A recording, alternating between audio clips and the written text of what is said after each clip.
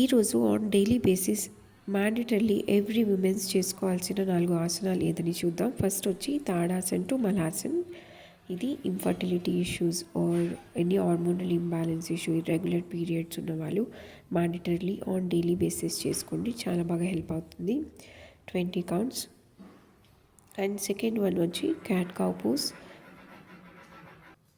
ఇది ఎవరైనా spine are disc problem ఉన్న వాళ్ళు, లోవర్ బ్యాక్ పెయిన్ ఉన్న వాళ్ళు ప్రాక్టీస్ చేసుకోండి, చాలా బాగా హెల్ప్ అవుతుంది. Breathe in, look up, breathe out, చిన్ టు ది చెస్ట్.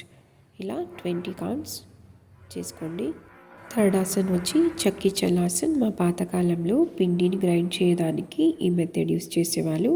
ఇలా హ్యాండ్స్ని ఇంటర్లాక్ చేసుకొని మూవ్ చేయని బెండ్ చేయకుండా స్ట్రెచ్ చేసి right to left 10 times, left to right 10 times, అలా 20 కౌంట్స్ మార్నింగ్ చేసుకోండి.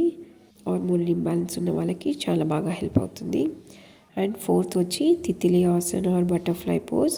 ఇలా 2 కాళ్ళని ఇలా జెనిటల్స్ దగ్గరికి క్లోజ్గా పెట్టుకొని ఇలా ఫ్లాపింగ్ స్టార్ట్ చేయండి. ఒక 30 seconds, at least minimum 30 to 40 counts.